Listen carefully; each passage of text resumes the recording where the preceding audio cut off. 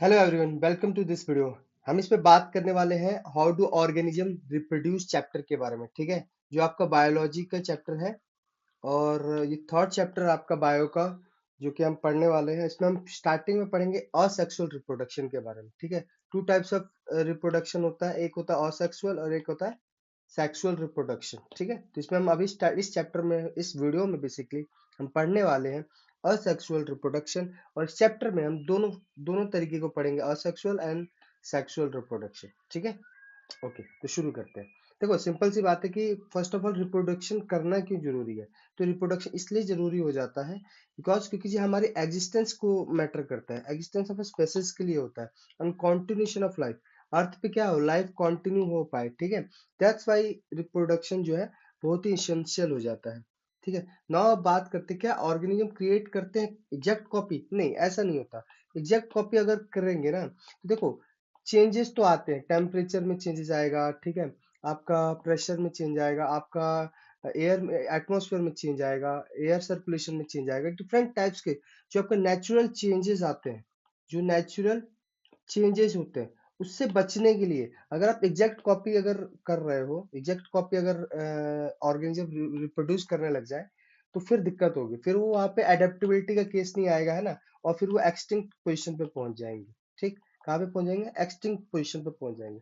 That's why कभी भी organism अपने एग्जैक्ट कॉपी प्रोड्यूस नहीं करता। हाँ, सिमिलर करता है, बॉडी स्ट्रक्चर क्या होगा, बॉडी डिजाइन सिमिलर होगा, लेकिन जो कुछ ना कुछ वेरिएशन होगा, क्योंकि एडेप्टेबिलिटी का केस आ जाएगा ना। किसकी बात हो जाएगी? एडेप्टेबिलिटी की केस आ जाती है। ठीक है, आप यहाँ पे अभी पढ़ोगे कि वेरिएशन कब मैटर करेगा, क्योंकि वेरिएशन बहुत जरूरी है।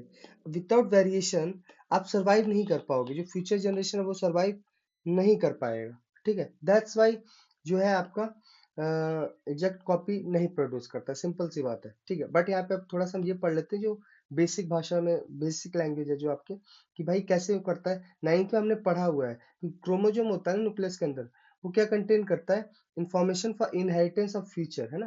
पेरेंट से किसको देता है? नेक्स्ट जनरेशन को। किस फॉर्म में? डीएनए के फॉर्म में। डीएनए क्या है? Deoxyribonucleic acid molecules. क्या है? Deo deoxyribonucleic acid molecules. ये दो तरीके से आपका बनता है, different.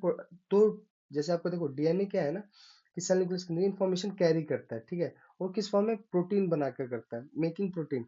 If the information is change, अगर इंफॉर्मेशन चेंज हो जाएगा तो different proteins will be made. Protein कैसा बनेगा? डिफरेंट बनेगा। तो उस तरीके से क्या है, different protein will eventually lead to altered body design. देख रहे हो, altered body design, body design ही क्या हो जाएगी? चेंज हो जाएगी।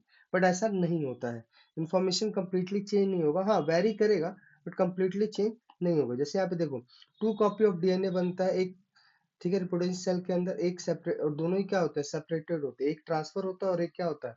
उसके अंदर ही रह जाता है। अब बात करते हैं इंपॉर्टेंस ऑफ वेरिएशन की। किसकी बात कर रहे हैं?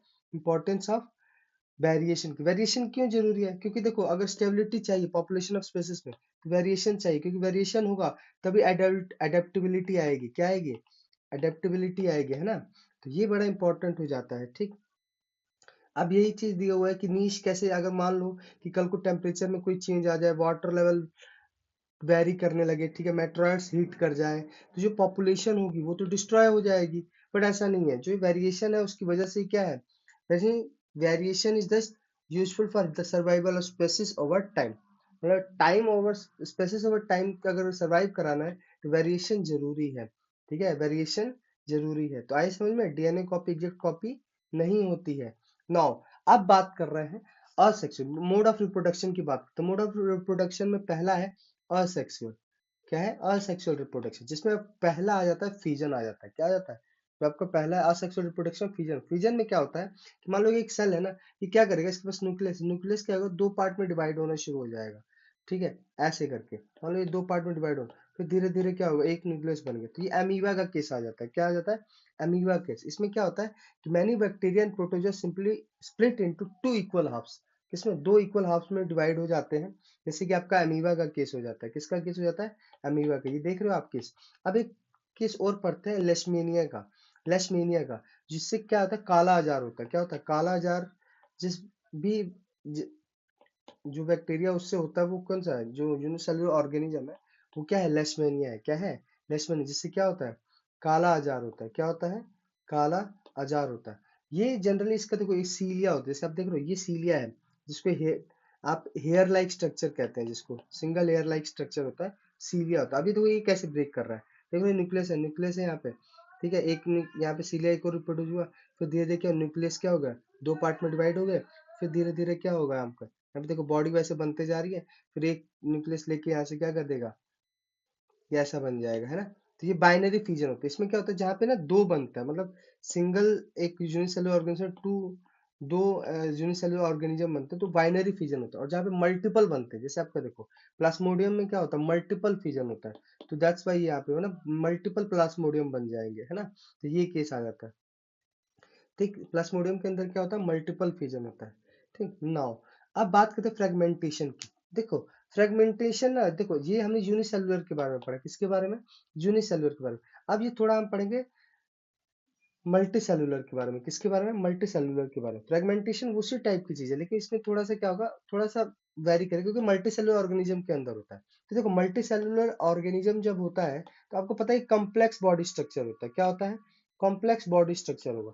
और जब कॉम्प्लेक्स बॉडी स्ट्रक्चर होगा, तो स्पेशलाइज्ड सेल्स होंगे, क्या होंगे, स्पेशलाइज्ड सेल्स होंगे, ठीक है। बट कुछ कुछ होते हैं मल्टी सेलुलर ऑर्गेनिज्म जो सिंपल बॉडी ऑर्गेनाइजेशन होती है, जिनकी क्या होती है, सिंपल बॉडी ऑर्गेनाइजेशन होती है, तो सिंपल रिप्रोडक्टिव मेथड भी यूज करते हैं। जैसे आप स्पाइरोगिरा है, इसका अगर हम देखें तो ये क्या होता है, स्मॉल पीस में डिवाइड हो जाएगा अपॉन मैच्योरेशन, ठीक है। मैच्योर होने के टाइम पर ये क्या हो जाएगा, स्मॉल पीसेस में डिवाइड हो जाएगा, ब्रेक हो जाएगा, और फिर ये ब्रेक क्या हो जाएगा, जो जो ब्रेक हुए हैं, ये जो पीसेस हैं या फ्रेगमेंट है, ये न्यू इंडिविजुअल्स बन जाएंगे, है ना। तो इसी को हम क्या कहते हैं, फ्रेगमेंटेशन कहते हैं। इसमें खासियत क्या है कि मल्टी सेलुलर ऑर्गेनिज्म की बात कर रहे थे, और जो हम यहाँ फ्यूजन की बात कर रहे थे, ये यूनिसेलुलर के लिए पढ़ रहे थे, किसके लिए पढ़ रहे थे, यूनिसेलुलर के लिए पढ़ रहे थे।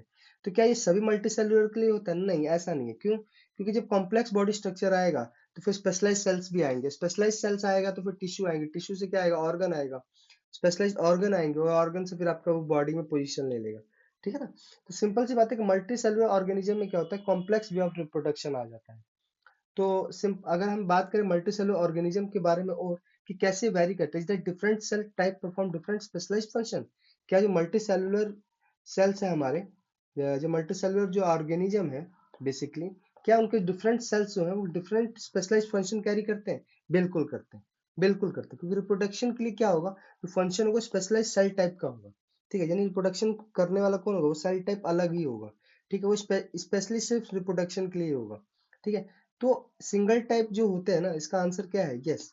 सिंगल टाइप जो सेल टाइप होते हैं ऑर्गेनिज्म के अंदर, ये कैपेबल होते हैं ग्रोइंग करने में, प्रोलिफेरेटिंग करने में, making other cell types under right circumstances. तो वो ग्रो कर जाते हैं, तो इसमें कोई उतना वो नहीं। रीजनरेशन, देखो रीजनरेशन ना थोड़ा सा वेरी क्या करता है इसमें, इसमें कुछ नहीं होगा। जैसे मान लो ना, एक जैसे मान लो कि ये एक मल्टी सेलुलर ऑर्गेनिज्म, इसको हमने तीन पार्ट में डिवाइड किया। अभी क्या करो, ये तीसरा पार्ट है ना, ये भी एक इंडिविजुअल बन जाएगा, ये दूसरा पार्ट है ना, ये भी क्या कर जाएगा, एक इंडिविजुअल बन जाएगा, ये तीसरा जो ये वाला तीसरा पार्ट है ना, ये भी आपका क्या हो जाएगा, तो तीन इंडिविजुअल्स बन गए, क्या बन गए, तीन इंडिविजुअल्स बन गए। यानी जितने पीसेस में किए उसके बाद भी वो क्या कर रीजनरेट करके खुद को वो बन जाते हैं। जैसे आप ये देखो, ये देखो प्लेनेरिया का, प्लेनेरिया को हमने तीन पार्ट में डिवाइड किया, उसके बाद भी देखो यहाँ पे तीन इंडिविजुअल्स बन गए, है ना। तो ये केसेस हो जाता है, ठीक है। इसी को क्या कहते हैं, रीजनरेशन कहते हैं, क्या कहते हैं, रीजनरेशन कहते हैं। हमने तीन तरह का अभी तक पढ़ लिया, हमने पढ़ा फ्रेगमेंटेशन पढ़ा, हमने बाइनरी हमने फिजन पढ़ा, और हमने अभी क्या पढ़ा, रीजनरेशन। ये सभी क्या है, असेक्सुअल रिप्रोडक्शन के केस है, किसके हैं, असेक्सुअल रिप्रोडक्शन के केस है, ठीक है। आपको आई होप समझ में आ रहा होगा, तो वेल एंड गुड। तो रीजनरेशन भी क्या होता है, स्पेशलाइज्ड सेल के द्वारा ही कैरी किया जाता है, जो कि प्रोलिफेरेट होगा, फिर लार्ज नंबर ऑफ सेल्स बनाएगा, और देन फिर उसके बाद क्या होगा, डिफरेंस आपका ऑर्गेनिज्म डेवलप्ड हो जाएगा। देखो यहाँ पे ये डिफरेंट ऑर्गेनिज्म क्या हो रहा है, डेवलप्ड हो जा रहा है। यही केस है, इसमें ज्यादा सोचने की जरूरत नहीं है।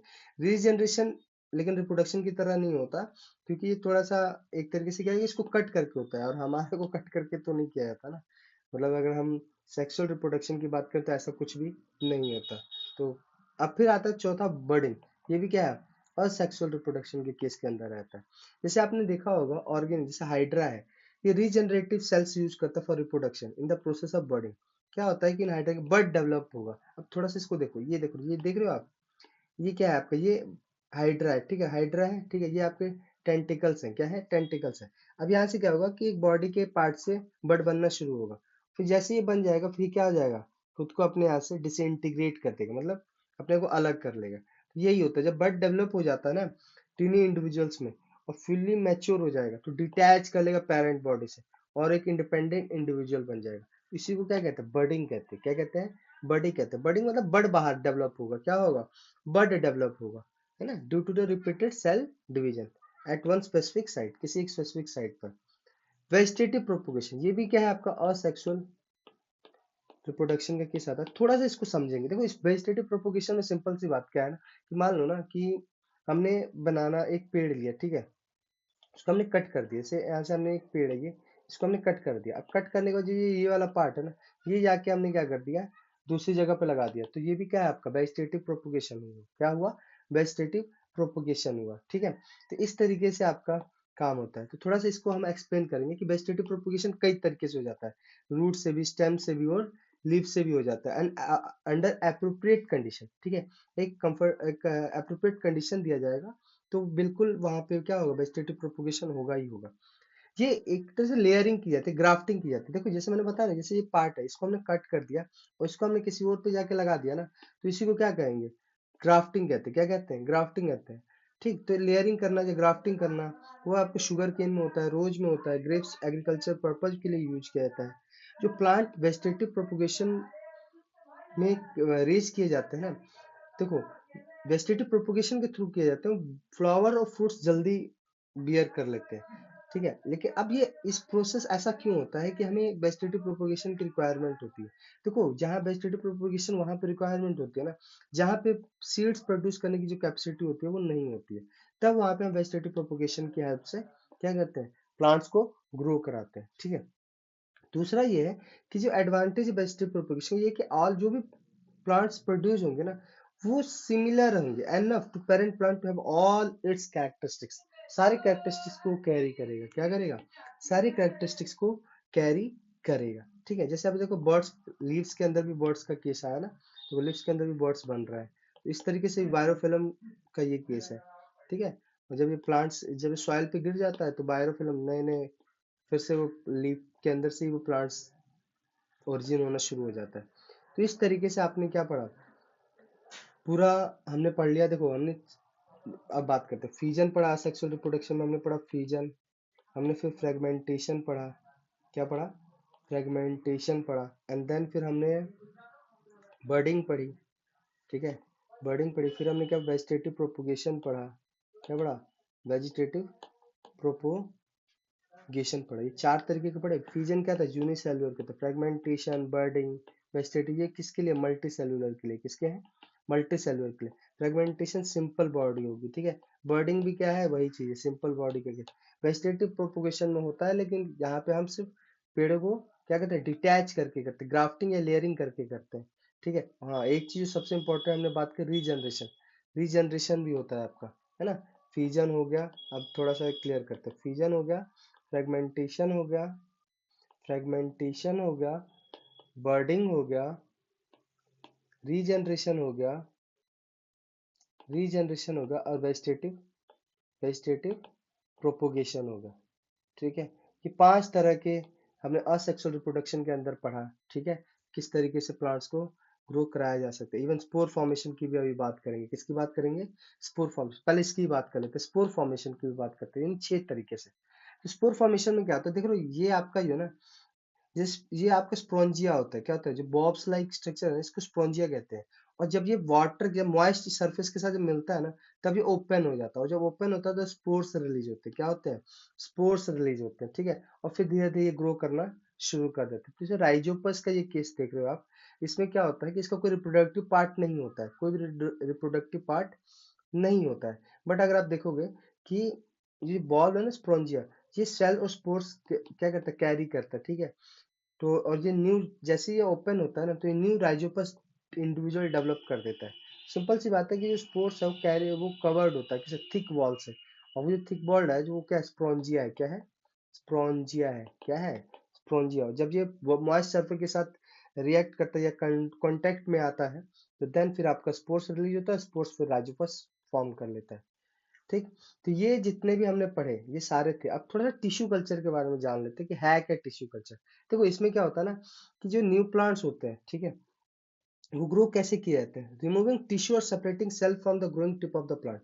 नहीं, ग्रोइंग टिप ऑफ जो प्लांट का ग्रोइंग टिप होता है ना, जैसे आपने देखा होगा लाइक अपने बीट या अपने नीज देखा होगा, ठीक है, उसमें आप देखोगे जब ऊपर की तरफ ना एक फूलों की तरह निकलता है, जो प्लांट्स होता है उसके ऊपर एक लंबा सा निकलता है, ठीक है। अगर उसको कट कर दो ना तो वो ग्रो ही नहीं करेगा, वो ग्रो नहीं करेगा। तो वही कह रहा है कि ग्रोइंग, उसी को ग्रोइंग टिप कहते हैं। तो ये क्या कहते हैं, न्यू प्लांट जो भी ग्रो किया जाता है ना वो कैसे किया जाता है, बाय रिमूविंग टिश्यू और separating cell from the growing of tip of a plant. Growing tip से इसको अलग करके किया जाता है। कैसे? सेल्स को क्या किया जाएगा, आर्टिफिशियल मीडियम में रखा जाएगा जहां पर डिवाइड करके rapidly from group of cells to group of cells की तरह, ठीक है, जिसको कि सेलस कहा जाता है। सेलस फिर किस में कन्वर्ट हो जाएगा, transfer to another medium containing hormones for growth and differentiation. किसके लिए? Hormones for growth and differentiation. On the plantlets are thus then placed in the soil so that it can grow into mature plants। फिर ये किस में बदल जाएगा, जो प्लेंटलेट्स के फॉर्म में आएगा, यानी ग्रुप ऑफ सेल्स के रूप में। फिर इसको एक अनदर मीडियम में रखा जाएगा जहाँ पे यहाँ ग्रोथ होगा, इनका डिफरेंशिएशन होगा, मतलब वेरी करना शुरू करेंगे। ये प्लांटलेट्स को जब सॉइल में रखा जाएगा तो ये मैच्योर प्लांट्स के रूप में ग्रो कर जाएंगे, है ना। सिंपल सी बात है। मतलब हम क्या करेंगे कि कुछ सेल्स को सेपरेट करेंगे, है ना, सेल्स को सेपरेट किया, चलो इसको हमने फिर कहा आर्टिफिशियल मीडियम में रख के क्या किया, इसको ग्रो कराया, तो ये स्मॉल ग्रुप ऑफ सेल बनाया, इसको कि हम सेलस भी कहा जाता है। क्या कहा जाता है? सेलस। सेलस को जो हमने एक अलग मीडियम में लेके गए जहाँ पे हार्मोन्स और ग्रोथ मिला, तो फिर क्या हो गया, वहां पे प्लांटलेट्स बन गए। क्या बन गया? प्लांटलेट्स बन गए। फिर इसको हमने जब सॉइल में डाल दिया तो मैच्योर प्लांट बन गए। क्या बन गया? मैच्योर प्लांट बन गया, है ना। तो ये जो जिस तरह से प्लांट्स बनते हैं ना, ये डिजीज फ्री कंडीशन में बनते हैं। किस में बनते हैं? डिजीज फ्री कंडीशन, मतलब कोई बीमारी का केस नहीं होता है। इस तरह के प्लांट्स को हम ऑर्नामेंटल प्लांट्स कहा जाता है। क्या कहा जाता है? ऑर्नामेंटल प्लांट्स कहा जाता है। क्या कहा जाता है? ऑर्नामेंटल प्लांट्स कहा जाता है। ठीक है।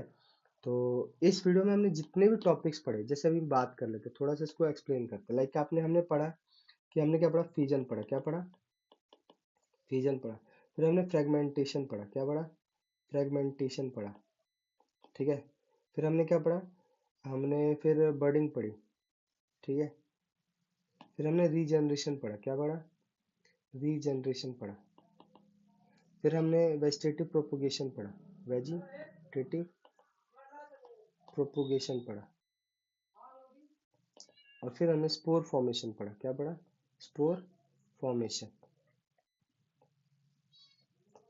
ये सभी के सभी क्या है, ये सभी किसके पार्ट है? असेक्सुअल रिप्रोडक्शन के। किसके? असेक्सुअल रिप्रोडक्शन के। ठीक है। इसको हमने वेरी किया हुआ, असेक्सुअल रिप्रोडक्शन। ठीक। तो अभी जितने भी हमने पढ़े सारे असेक्सुअल रिप्रोडक्शन के पार्ट थे। ठीक है। आई होप आपको ये वीडियो समझ में आया होगा।